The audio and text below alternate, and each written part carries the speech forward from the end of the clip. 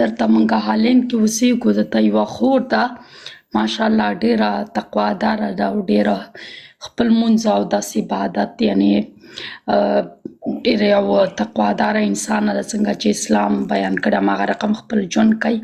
همدغه شانته یو جرګه ورپسې راغلې وه د افغانستان نه. نو لنډ کې به یې ووایم نو هغه هلک چې و ټول فامیل ته یې ځان ډېر ښه انسان دغه کړی و، معرفي کړو چې لمونځ کوم اودس کوم او روژې نیسم او تهجد کوم. دا جنۍ عمر هم چې و 10 کاله و نو لکه بس خدای به یې قسمت کړی و بېسته دې جنۍ او فامیل یې پکې اوکې ورکړو سره د واده کولو. نو بیا جنۍ چې وه ډېر زیات خواري وکړله، فامیل یې ورسره ودرېدو یعنې د هلک یې درته راوستو سره یې واده وکړو. نو هغو دا جنۍ دلته خپل کور لري، خپل معاش، خپل هر څه لري. مګم چې درته کله راغی هلک هېڅ فامیل او هلک یې واده کې م یو هېڅ برخه وانغېستله، مهر یې اوسه پورې د جنۍ ورکړی نه دی، نور واده کې م هېڅ برخه وانغېسته. خو په هر صورت هلک چې کله یو ځای سره یې ژوند پیل کړو مګم هلک چې دی لمونځ نه کوي، نور 4 ساعته بس موبایل دی او دا دی. کور کې مور سره همیشه جنګونه کوي د جنۍ سره او یعنې ډېر تریخ ژوند یې ورسره پیل کړو او بس 4 ساعته چې دی که نه همدلته بس موبایل دی او د پیرون کار دی او پیسې پیدا کول دي په هر طریقه چې شي. بس دې جنۍ ته هېڅ وخت نه ورکوي. اوس دا جنۍ فیصله کړې ده 5 کاله یې داسې تریخ تېر کړل چې دې هلک نه نور یعنې طلاق والی ځان ته جدا کړي. اسلام کې داسې څنګه ده ځکه چې لمونځ نه کوي، عبادت نه کوي، هېڅ یو څه د ښځې حقوق نه ادا کوي. جواب درکړو انشاءالله.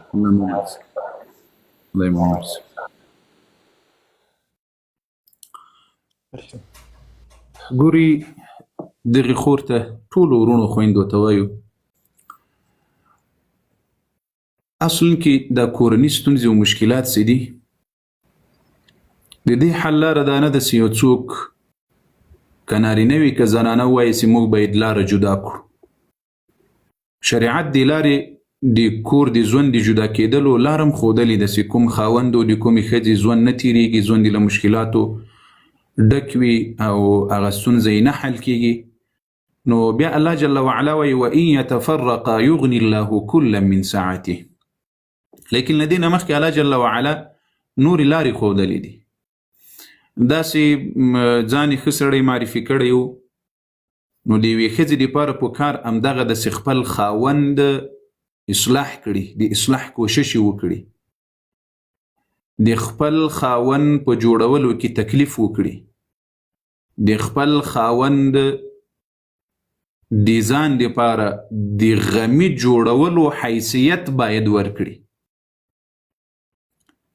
ګورې ډېرې داسې بیبیانې شته چې خاوندان جوړوي، ډېر داسې خاوندان شته چې بیبیانې جوړوي.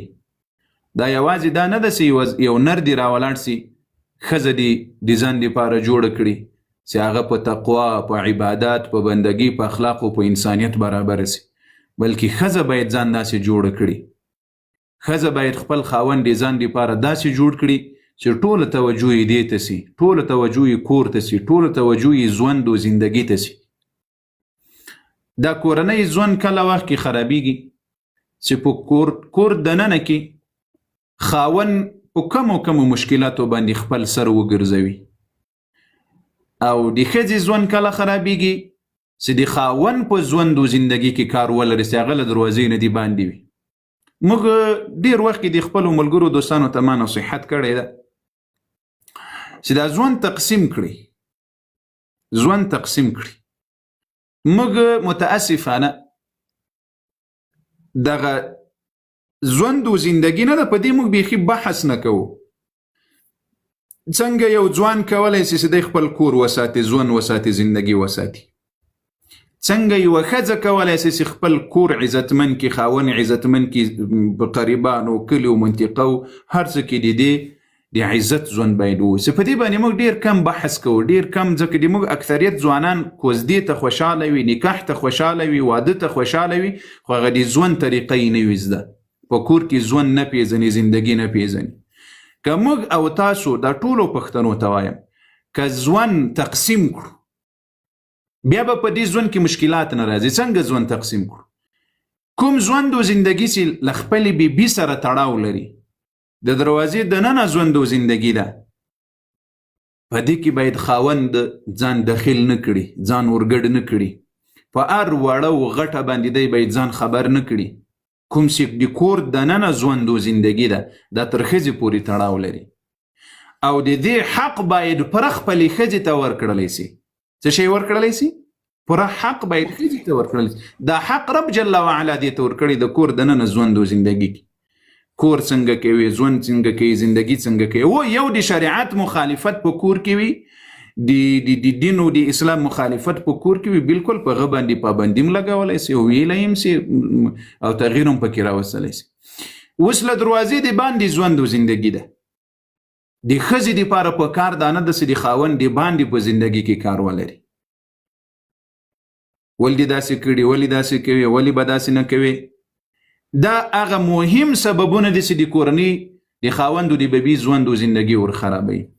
دا تفصیل په دې خاطر مې لږ زیات کړل چې دلته ډېر مسلمانان دي کېدای شي د یو مؤمن مسلمان سر ور باندې خلاصي او الله جل وعلا یې ژوند او زندګي ته تغییر ورکړي. اوس ګورئ د موږ اکثریت وخت چې ژوند خرابېږي، ښځې ته د ښځې په سترګه نه ګورو، یوازې په دې سترګه ورته ګوري چې دا مزدوره ده، نوکره ده، په پیسو مې اخیستلې ده، کور ته مې راوړې ده. کوم خاوند چې دا فکر درلودل دا له ژوند نه خوشحالي نسي اخیستلی. څه مې وویل؟ فکر درلودو هغه د خپل ژوند نه خوشحالي نشي اخیستلی، خوشحالي نسي اخیستلی. ښځه دې ده ولهن مثل الذي عليهن بالمعروف.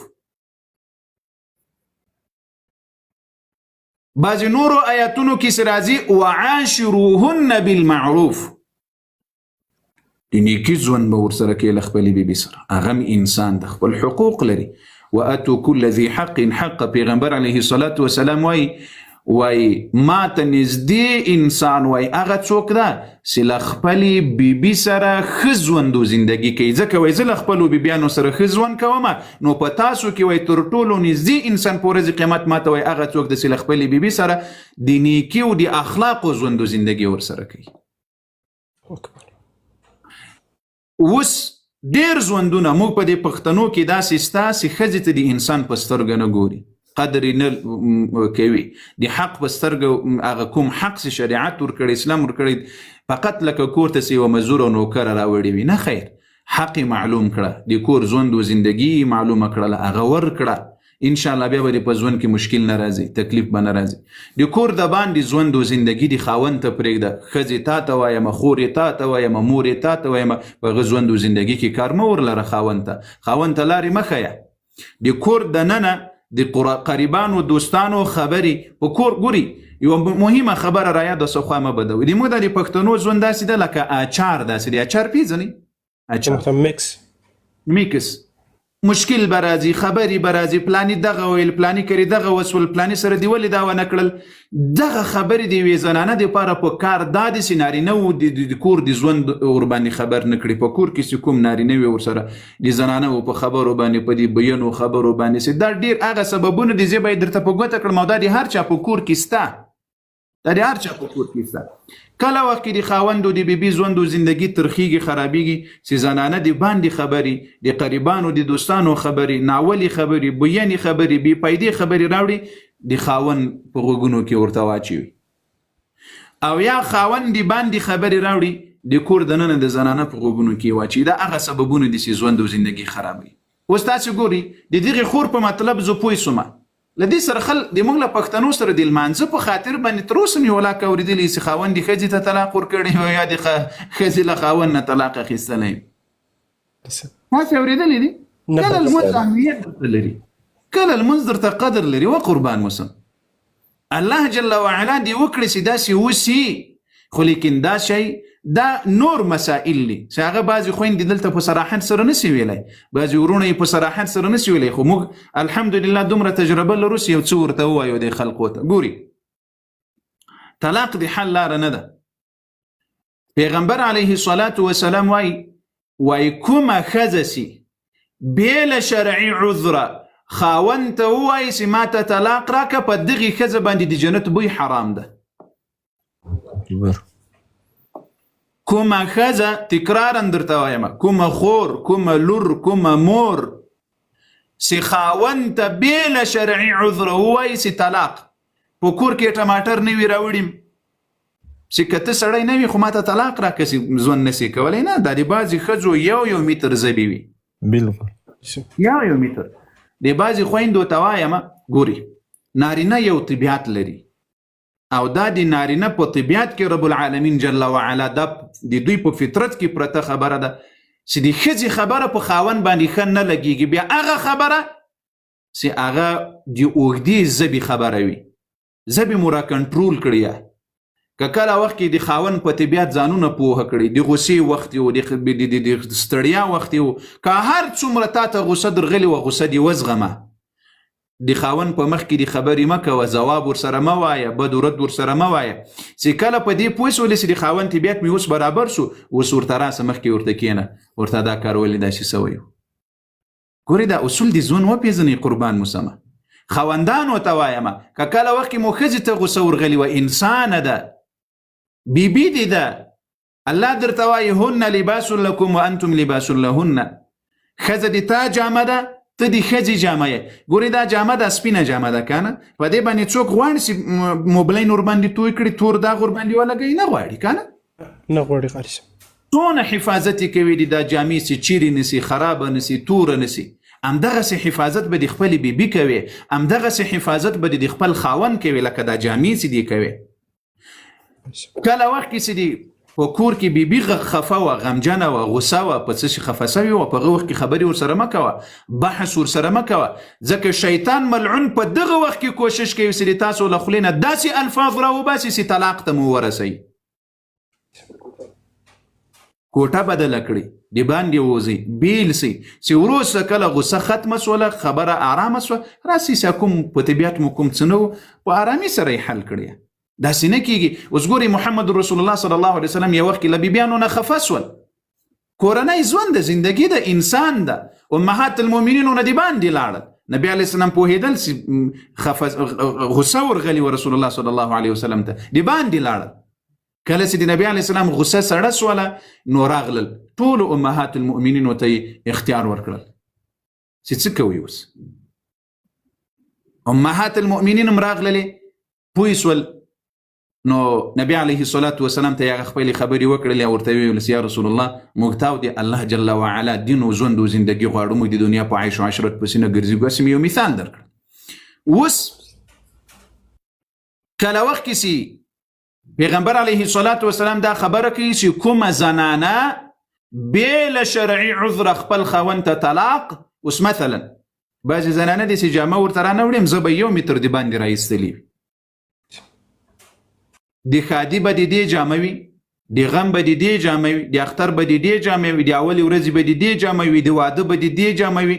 دا یې را قطار کړي دي، بس خاوند به بل کار نه لري، ګغ او بغې په موټر سایکل او موټر باندې جوړ کړي، بازار ته ځه او راځه، ځه او راځه، څه کوي والا د پلاني ورځې جامې مې د بیبي نسته. نه داسې بېځایه کارونه مه کوئ، دا اسراف ده، دا مو ژوند در خرابوي، دا مو زندګي در خرابوي. که دا خاوند ونه کړل څه ورته وایي؟ نو یعنی داسې خبرې سته چې خاوند سپکوي، داسې بیبیانې سته سپکې سپورې ورته وایي، یعنی سپکوي چې که ته نارینه نه وای خو کولم به دي، نو غیرت در پکې نسته، او د پلاني ښځې دغسې کړي دي، پلاني ښځې ته دغسې جامې را روانې دي، پلاني ښځه دغسې. ودې الله بندګان هغه خپل نیڅه سره پښې وغځوئ چې څومره اوس طاقت د خاوند درلودل هغه مسؤل ده چې تا ته به کوي، اما داسې په کار نه ده چې ته بل کار نه لرې، بس د پلاني دغه د ښځې دومره جامې دي، دغه اوس خو دغه سیالي را روانه ده. تاسې وګورئ د زنانه هغه اسباب درته ښیم، دا خبرې به مې کېدای چې در باندې زیاتې سي، خو زه هغه اسباب درته ښیم چې ژوند مو در خرابوي، له دې نه پرهیز وکړئ.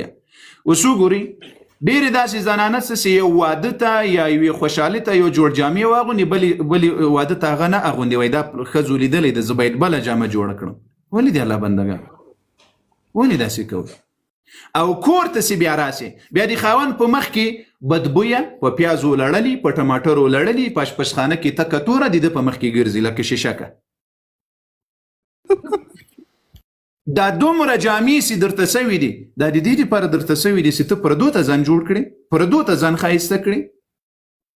دا خاوند حق نه لري.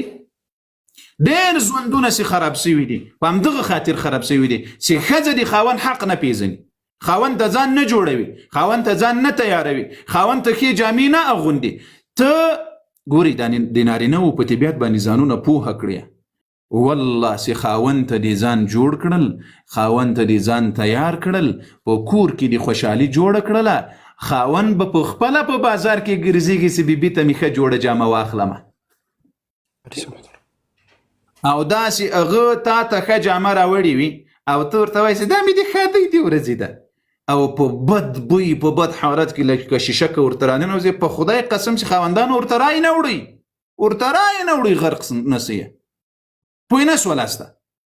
زه در سره موافق یم په داسې وخت کې چې دې ښه جامه ډاکټر ته اغوستله، ښه جامه یې د چا پښتنې ته ځم اغوستله، ښه جامه یې واده ته اغوستله، ښه جامه یې د خور کرې اغوستله، ښه جامه یې د بل بل بل بل بل مناسباتو کې اغوستله او تا ته راغلله او په دې بد بوی و بد حالاتو کې د مخکې داسې ګرځېده راګرځېده درته ګوره چې بیا یې ورته رانه بیا په همغه جامه کې لېږه ورته دغه چرو جامو کې زدې زید. دا هغه اسباب دي دوستانو چې ژوند و زندګي مو در خرابوي. خویندو ته وایم، میندو ته وایم، دغه اصول زده کړي د کور د ژوند و د زندګي. بې ځایه طلاق مه غواړئ. د رسول الله لعنت ده در باندې، د جنت بوی در باندې حرام. د رسول الله وایي چې کومه ښځه بې ځایه طلاق را مخکې کوي. ګورې زه داسې مسائل ما ته راغلي دي، داسې مسائل یوې ښځې خاوند په غیرت کې راوستل د دې دپاره چې دا خپل ژوند در باندې جوړ کړي.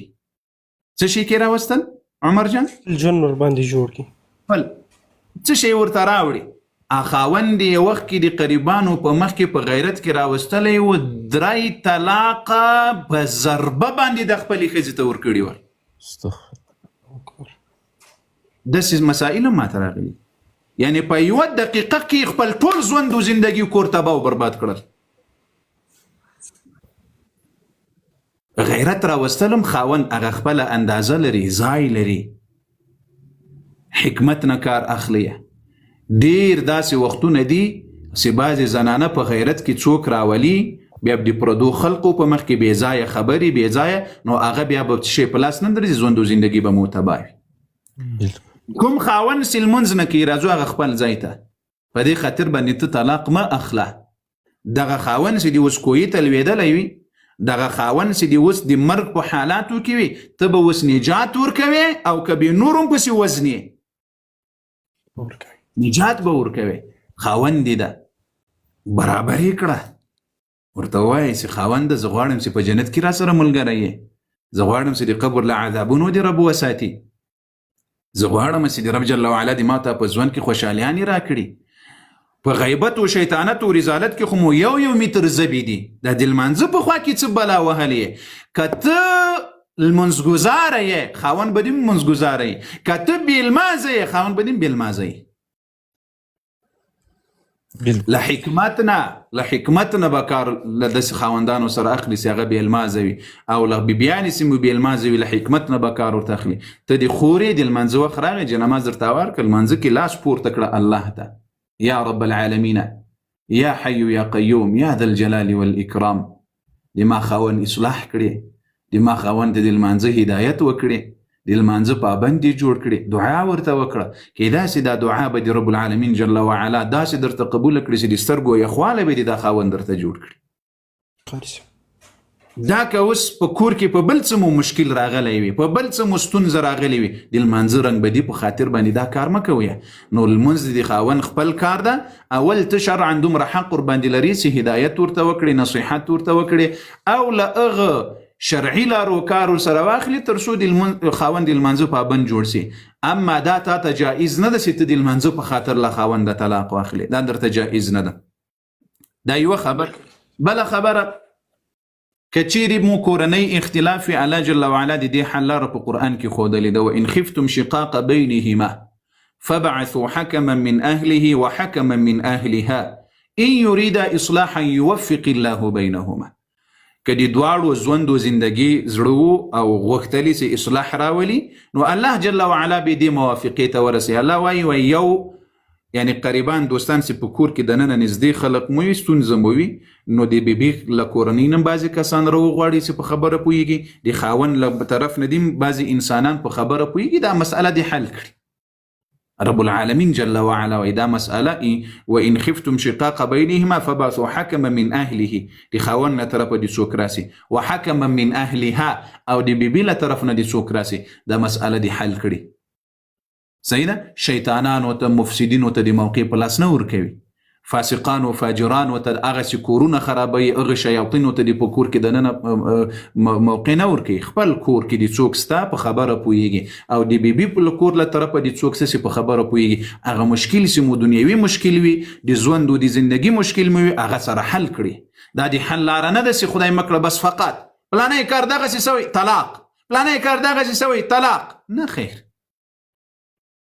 دا نن زمانه کې بعضې زنانه کار کوي، په خاوند احسان باروي، یا کار به نه کوي، دا د ژوند در خرابوي، دا د زندګي در خرابوي. زه نو اوس دغسې یم، ته نو ولې دغسې یې؟ دغه شیانو ته موقع په لاس مه ورکوئ. که چیرې بیا دغه کار ونه کړل چې د تا له طرفه او د هغوی له طرفه راشي دا مشکل مو حل کړي، که دیم کار ونه کړل او هیڅ گنجایش نور نه و، نو بالکل په خوشحالي باندې راولاړ شي. دا شریعت حق در کړی، اجازت یې در کړی چې د ما او تا ژوند او زندګي نور نه برابرېږي، د ما او تا ژوند او زندګي نوره نه سمیږي. ډېر کوشش مو وکړل، له هغه بعد شریعت تاسو ته اجازت در کړی چې له یو بل نه جدا سئ. الله جل وعلا درته وایي وان يتفرقا يغني الله كل من سعته وكان الله واسعا حکیما. یعنی اوس الله جل وعلا دا ښځه په کوم طرف لاړ شي، الله به هغه کې ښه ژوند ورکړي، خاوند چې په کوم طرف باندې لاړ شي په هغه کې به الله ښه ژوند ورکړي. د یوې زنانه له یو خاوند سره ژوند خراب سول، کیدای شي له بل خاوند سره ژوند زندگی سمه شي. د یو خاوند له یوې ښځې سره ژوند خراب ول، کیدای شي له بلې ښځې سره ژوند او زندگی سمه شي. دا مهمه نه ده چې د یوې زنانه د له یو خاوند سره ژوند خراب ول، له هر خاوند سره به ژوند خرابي نه خیر، یا د یو خاوند له یوې ښځې سره ژوند خراب د له هرې ښځې سره به ژوند خرابي نه خیر. نو د شریعت هغه ټولې لارې موږ تاسو ته ښودلې دي، ښه ژوند وکړئ، د خوشحالي ژوند وکړئ. هغه د موږ ډېرې کمې ستونزې په ژوند او زندګي کې راځي، هغه کمې ژوند او مشکلات دومره لوی کړو، غرونه ځینې جوړ کړو. نو کوچني مسایلو نه غرونه مه جوړوئ. ښه، الله جل وعلا دې وکړي چې دا خور په دې خبره باندې پوهه سوي. الله قاري صاحب ډېر ښکلی وضاحت دی وکړو، قدرمن شي قاري صاحب. ښه تمیم صاحب مهرباني.